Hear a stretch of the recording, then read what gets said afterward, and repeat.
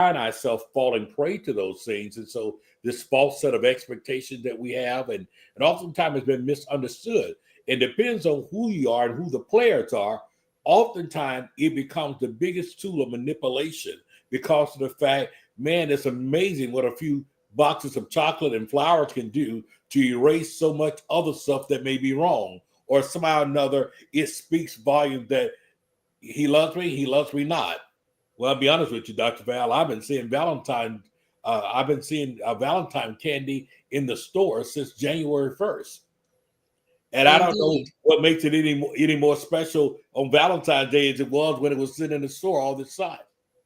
But it's just, how people, go and gravitate to the stigma, of what is, when it's Christmas, everybody's got these Christmas decorations going on. When it's Thanksgiving, you see Thanksgiving decorations going on. Valentine's Day is significant because why? There's so many people that are not comfortable in their own skin. And what happens on that day is they use that one day out of the whole year to look for gratification, validation, that one day. And then you got 365 days in the year, but one day out of those 365 days, you use that one day for it to be able to identify and validate who you are as an individual. Well, the sad thing about it, we grow up as children and we're told nursery rhymes, we're told things that are not true. We're told about Santa Claus and him coming down the chimney. Then we discover it's not true. Then we're told about Peter Rabbit and, coming down the bunny trail, and that's not true. And then for some reason, for adults, we get caught up with the fairy tale of Cupid. Cupid, hold back your bow and let your arrows go straight to my lover's heart. Well, there's no Cupid effect. It's only the one that we imagine in our mind, because truly love and happiness cannot be necessarily reduced or contained in one day, in one magical day that it turns there. It is something that I believe has to be developed. It has to be something that is there. It has to be something that is actually nurtured. It's kind of like, think about it. What might be the difference if a person takes you out to dinner on January 14th versus February 14th, other than the fact of the perceived holiday? The perceived holiday. In that perceived holiday, you have to ask yourself the question: is it really for you and your significant other, or do we feel this whole enchantment and thing because of the fact it is a symbol to those on the outside that we are in love and we're sharing our happiness? And as you gave in your opening dialogue, many times we now live in a time where men are saying, "But what you do for me? I got you a gift, but where my gift? I did this for you." And so it begins to be what I call artificial in many ways. But guess what? When I say what's the price, Dr. Val, you may be surprised at the price that is paid and the price that is invested in this holiday or in just relationships, period. That when you think about from the date to the gifts to all those things there, the pursuit of happiness through love can also involve a huge, substantial financial commitment. It can. And for many people, they go through the motions of it, and oftentimes only to discover that perhaps they have created their own imagination. Because I honestly believe that a person could live and could love and express love in such a way that, listen, February 14th just simply become another day in the arrangements of how we do things. Because we've seen it happen. The restaurants are going to be full. You can't, if you don't have a reservation, you're going to be waiting, and all those things. And do we go through all those things with just saying, "I'm going to enjoy this, if you would, this I would like to call this anomaly that we're having for this moment," because honestly, believe that no love and happiness is in the air. I think it's important that we don't artificially construct it. That it has to be something that is genuine. And Yeah, a lot of times they get so caught up in the hype of it all. yes, You Yes. know, when you go back to your homes after you do that dinner and you back home with that same person that was there that day before and the day before that, and nothing's changed, what did you accomplish? And what is that price that you're willing to pay for that one day of satisfaction and gratification to your flesh when the home situation isn't right? You know, there's a mandate on your partner to give a ring. If you've been dating for a certain amount of years, that's the day that you give that ring, Valentine's Day. And when it doesn't happen, it sets the tone for the rest of the year for your relationship. You find that individuals are stressed out, that because their tempers are short, and because of the fact that they did not get the validation that they thought they should have gotten, and they hinge their heart, their emotion on that one day. And it goes back to what I was saying. Holidays like Valentine's Day, what it does, it amplifies those dynamic by really, if you were being honest with ourselves, it places, I like to call it, it places false expectation. It places obligation, a societal expectation for expression of affection. And so when these things come on, we think that these things could strengthen our bonds. And not saying that they cannot, but what we have to understand that the day in and of itself is not a magic wand. It is the work that it takes before, during, and after to really reap the rewards of coming together. Because I believe that if you're going to celebrate Valentine's Day, it should be done from an expression of, I just simply want to celebrate our love.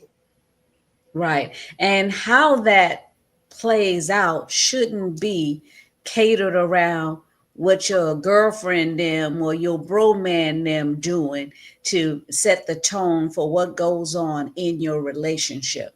And I think that's what happens in a lot of relationship. We invite the world in when we need to be working from the inside out, not the outside in. Well, you're exactly right. And Dr. Valentine's Day, to a certain sense, when it comes to couples, is very much like Christmas. Those days can really actually present a financial strain on the couple. A Oh, financial strain, yes, yes. because the individual feel compelled to spend beyond their means to demonstrate love. Especially if they spending and buying for more than one woman. Oh yeah, that's a whole nother topic altogether, right? Where do I get the main chick? Where do I get the side chick? And where do I get the side chick? Inside of those things. And that pressure results in not only financial strain, but potentially, it affects the relationship satisfaction. So the thing about it, when we talk about love and happiness, we all want it. We all want to. We want to feel loved. We want to feel needed. We want to feel valued. We want to feel as if we have that place that we can truly be vulnerable and transparent and understand that we're not being taken advantage of. We want to be in that place where we feel valued, that we feel that we matter, and that we matter beyond our gifts, beyond our talent, beyond even our looks, beyond our occupation, that someone really sees me for me, and they feel it significantly enough that they can express it, whether it's through a gift, whether it's through an event, whether it's through spending quality time in Yeah, those you things. know, one day does not define your beauty. It does No, not define your worth. You are who you are all year round. Now, we have the ability to cause a shift, a paradigm shift in our lives where we want to be better and walk in our purpose. And sometimes when we have to choose that God ordained purpose for us versus that individual that is part of our lives, sometimes we got to cut the ties. But we don't want to cut the ties sometimes because we don't want to be alone. It just took so long to get this person, and I don't know when another one is going to come by. But sometimes you got to lose in order to gain. exactly. Well, you know You what? have to let go so that the better can come. And I'm talking from experience, and because Oh I yeah, know that there were many Valentine's Day that I was home alone, and I just went and ordered me some food and came here, sat there and watched television and ate my food, and the day passed by. And yes, I was lonely, yes, I was depressed, but I did not allow that to overwhelmed me to the point where I belittled myself and was willing to go outside of the box just to say I did something with someone when that person just really wasn't part of who the equation of my life was supposed to be surrounded around. So I made a conscious decision that I wasn't going out like that. I was going Well, to stand until he came, my king came, and I wasn't going to settle. And a lot of times we settle yeah. just to say we have someone. We settle because we don't want to be looked on as someone that, oh, she's not married. Look how old she is. We settle and we start looking and saying, well, I'm not good enough. My weight's not what it's supposed to be. That's why I can't find a man. Well, I'm not as pretty as her, so that's why I can't find a man.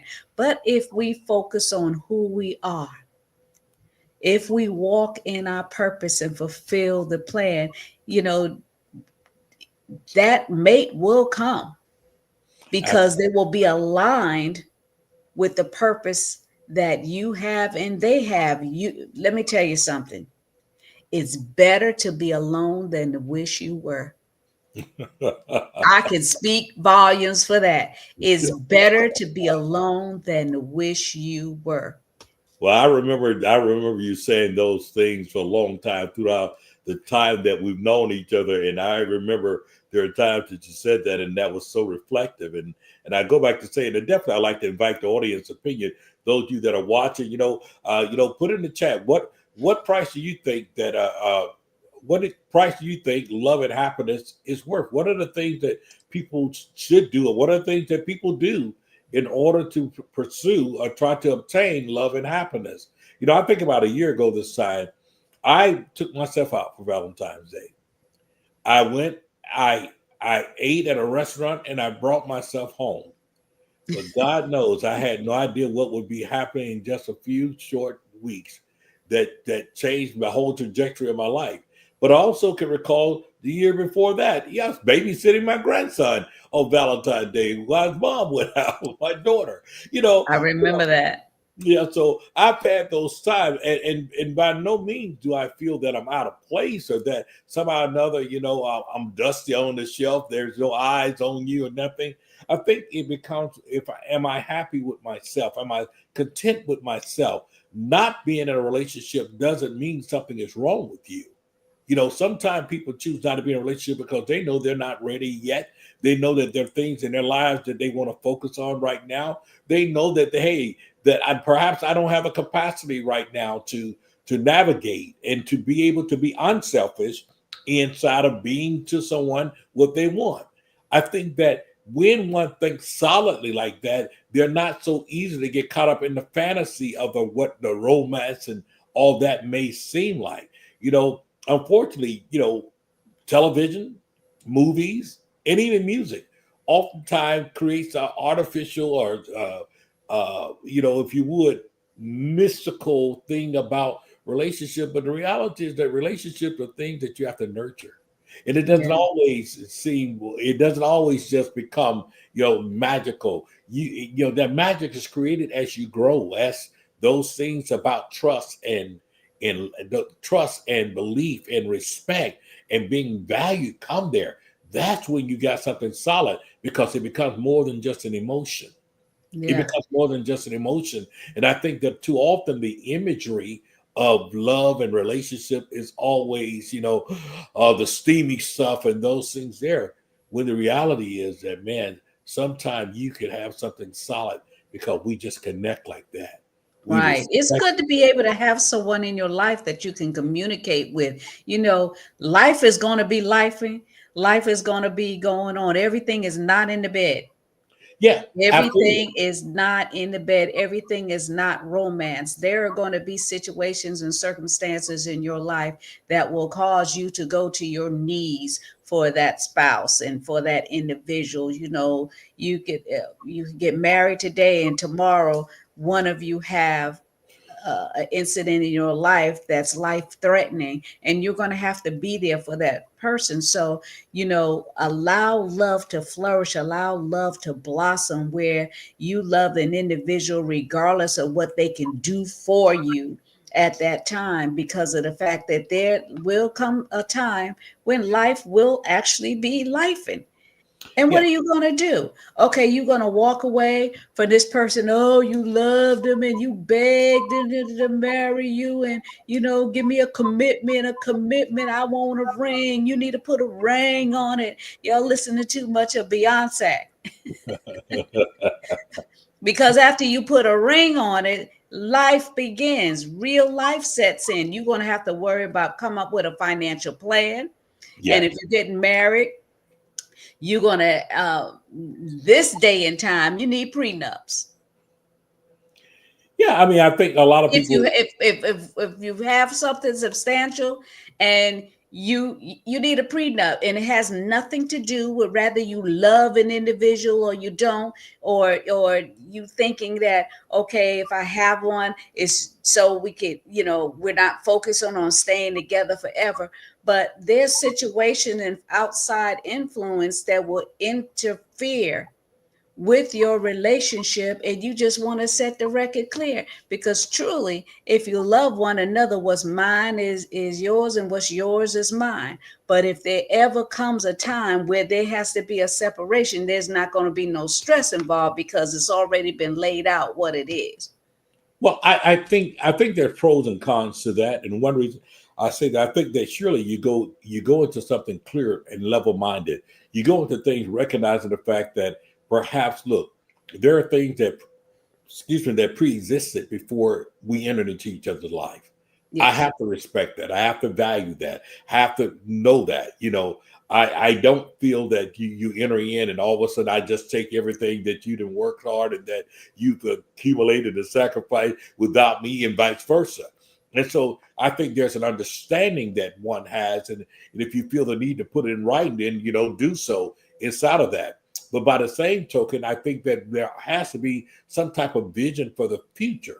And when I say the vision for the future, I think, first of all, I think we've gone from relationship to marriage because, excuse me, we ultimately look at marriage as being, if you would, I won't say the fruition of a relationship, but then again, it is, because I believe that people that date, they have to have a goal in dating.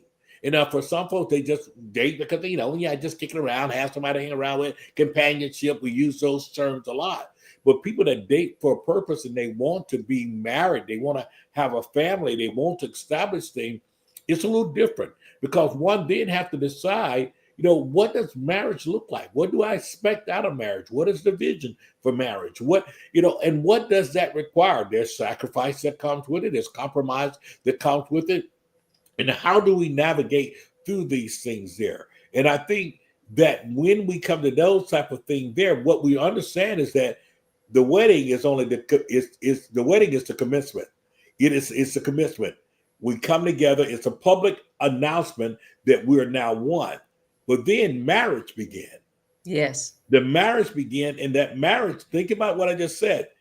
Though we may enter into it with things that was pre-existing, but from this day forward, we're now building a life together, meaning that we're open to the fact that we may definitely accumulate things together. We may achieve things together. We may do those things together, and we understand what togetherness means. And I think that when it comes to the fact of really respecting and valuing one another, you don't kind of walk in with saying, well, let me see what I can get here, what I can get there. No. I think you come in and you entering in understanding the value, the love, the respect, the intertwining of one's purpose and destiny. And I can't say that enough.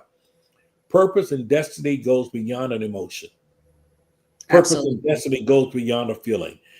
For anyone who think that you can exist in a marriage of any proportion without having disagreement, then I think that you're illusional, because you're two imperfect beings coming together. Worlds have been different. Although you may have 1,000 things in common, there are times you will have a different perspective.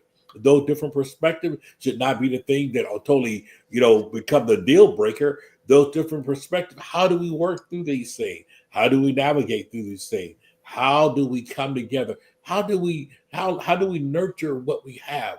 Because I really think, especially in today's time, you got to have such a focus and be so solid in what you understand that covenant to be. You got to be solid. Why? because there's so many voices and so many things in the world that literally sends a message: give up, throw in the towel. You ain't got to take that. You bet you can do better than that. No, it is deeper than that. It is deeper than that. And I believe that, when people understand that it's deeper than that, then people don't get so bent out of shape because the fact you only got me 3 balloons for Valentine's Day and you could have got me 6. No, come on. Those are petty things. But people go through it because it has become their symbolism of, you know, this is your gift of Yeah, expression. and then a lot of people get caught up in it because they figure at a certain point in their life that they're entitled to certain things. I walked down the aisle the second time when I was 55, getting ready to turn 56. I was 55 when I walked down the aisle again. Now, mind you, I had been married for almost 19 years. And then it took me almost that long to remarry again. But I occupied my time. I took that time to rediscover who I was, because when you're in a relationship, a relationship or marriage with someone, I don't care what you say, what you do. When you're a female, your life kind of succumbs to the headship of that king. And you kind of turn when he turns. And then before you know it, I didn't really have anything going on except the children.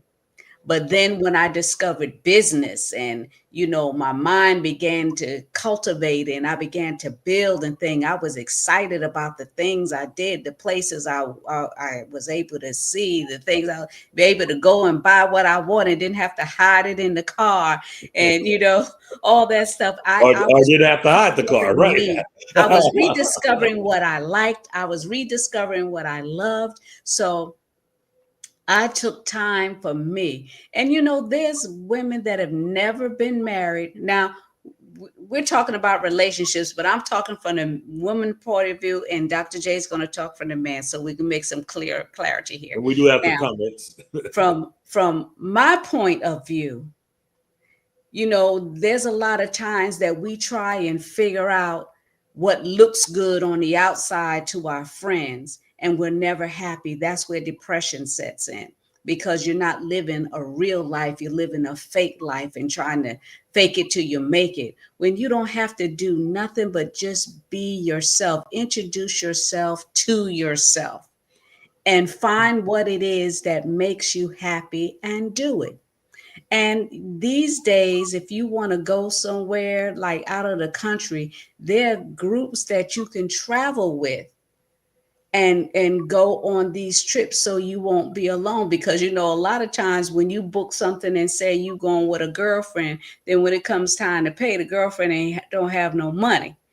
And then you wanted to go so bad enough that you pay their way there so that you can have somebody to be with, and then it become irritating because you paying for everything and you're still looking for that. What about me?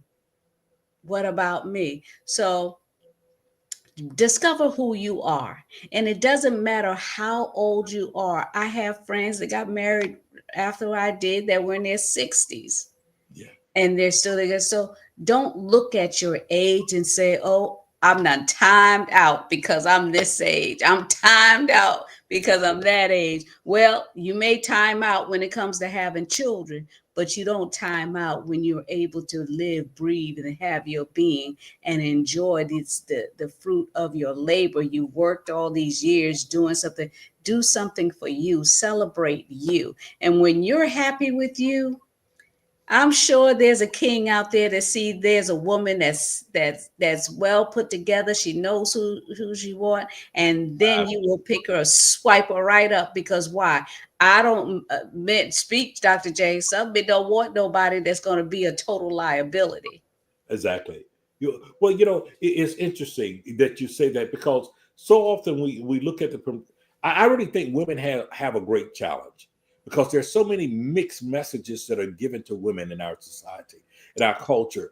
That there's a woman who she's damned if she is, and she damned if she do, she's damned if she don't. If she's independent woman and she's able to sustain for herself and take care of herself and then you'll get this whole thing. Oh, she act like she don't need a man. Well, it doesn't mean that she doesn't want a man. It's just the fact that she's not waiting on a man to come rescue her. Inside of that, she knows that. Listen, let's just be honest with you. If dating or falling in love is just all about being taken out to dinner, it's all about just going places alone, then perhaps you've sold yourself short, because you can do those things all by yourself. Hey, Dr. J, I remember those days when women were excited if you took them to Denny's. Right. But I think that when we evolve on a deeper level, when we understand that it's not so much where you took me in those things, but it's the time that you invested. It is the careful, the being, if you would, attention to details, listening to my life, valuing who I am, getting to understand that I'm not just the next person. And I think that's important. So women get a lot of different messages here. And like I said, there are comments that is in our chat section here tonight. But one of the things I do also understand that when men have not been cultivated, men also follow the narrative that they see. What they see pop culture do, what they hear pop culture do. Sometimes men are very much persuaded by their own sense of masculinity and what it's supposed to be, because if you've been a man that's been brought up and your whole idea of relationship is just dominating women, here's the next woman I can get, or who's the next one I can slay. I am that hunter, but I'm hunting for game. I'm not hunting for love. Then you look at relationship as being very disposable. It's always, for that man, it's always WIIFM. What's in it for me? Mm-hmm. It's not the consideration of what's in it for you. And so there are so many different things. There's a lot of men who are also afraid to get involved in a relationship because they've also dealt with the type of women who are basically, I hate to say it, they are gold diggers. They are users. They're those individuals who make you feel like, well, if you can't get my nails done, if you can't get that done, well, what were you doing before I met you? Because if that is your obligation, if that is your statement that you say must happen before you're in a relationship, then it would also make me suspect. Absolutely. Isn't it more beautiful when a man says, "I would like to get that done for you"? I know that you're able to do so, but I just want to feel like I'm investing in that part there. I love contributing to you looking well. I want to be a part of that. Versus the game plan that happens, and then becomes the using stuff, and then you just manipulate, and then the immature person to go around, see what my man did for me. Listen here. For the person who understands that it's beyond just a tangible act, that this thing is deeper than that, let me say something. The glow on their face tells them what your man is doing for them. The peace of mind that you carry speaks volumes about the relationship that you're in. And I just wonder today, when we talk about love and happiness, what is the price? Well, let me tell you something. The lack of peace of mind is a very high price to pay. Yes. That's why I made that comment. It's better to be alone than to wish you are, because you get in a situation and you be like wishing you were able to be free to be you, and you can't because chink chink. Absolutely. And so, and men are usually talk about the ball and chain. No. It's the other way around.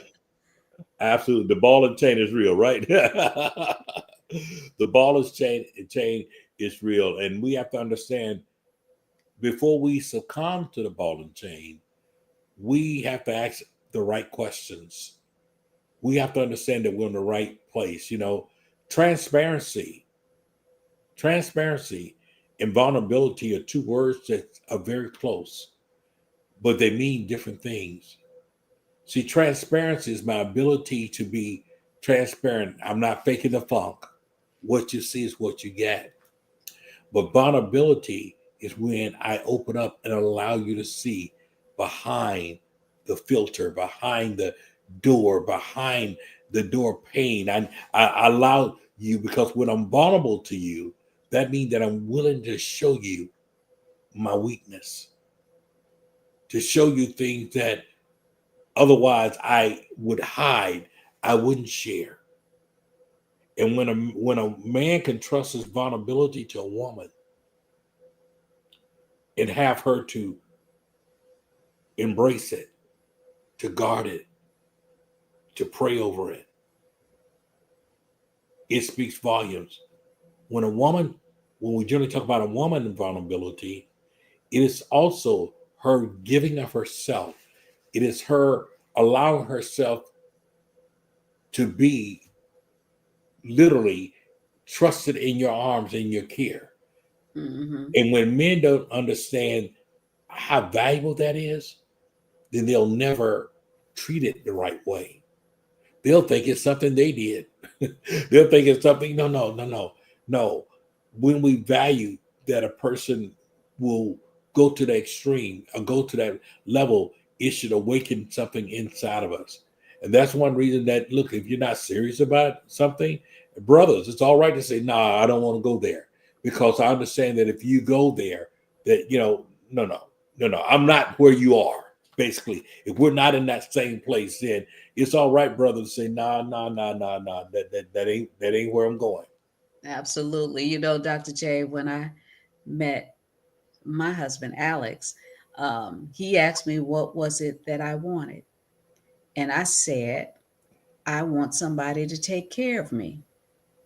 Yes. And he said, well, I can take care of you, but I need you to help me take care of you. Yes. He's like, because I'm not going to just be like, hey, just going in for her. I was like, because I've been taking care of myself all my life. Matter of fact, my dad was like, why you want to get married? You already accomplished all this. What? You don't need to get married, live together. I said, first of all, Daddy, I can't do that because I'm a woman of God. Can't do that. And I said, second of all, is not that I need a man. I said, I want someone to share my life space with. Yes. And he was willing to take me as I was, flaws and all. That's It's good when you have a partner that doesn't expect you to be Miss Perfect all the time, well, and to have someone that covers you. And dad is like, well, I still don't understand why you need to be married. I said, because he makes me feel safe. I wow. feel protected. So when I know I can't, I know somebody who can. He has me. And truly, he has kept me. He's protected me. I mean, and I'm not this type woman that, want all this and want all that because I could buy all that. I Exactly. just wanted someone to be by my side, to stand with me and to love me for me, flaws and all. And I, in turn, do the same thing. Well, I think that's a very mature perspective, because when we encounter people, sometimes a person may seem it almost like they're perfect, but you can't go and think that perfect mean without flaws, without mistakes. Perfect doesn't mean that. And so you understand that when we encounter people at whatever stage of life they're in at that time. That doesn't mean they've stopped learning. Continue. I always say it this way here: if God sent a person to your life, if the person that you're waiting on is perfect, watch this, everything is all together, then the real question is, what do they need you for? Hmm. And vice versa. Because that you are meant to bring something or add value to their life in one way or another, and vice versa. Now, what value that you add and what value that they add is really up for you to discover. That's what you need to identify, because everybody won't necessarily add financial value, but they sure will add a sense of purpose, Yes. emotion, guidance. I'm more solid. My perspective, my perception, my whole mindset has shifted.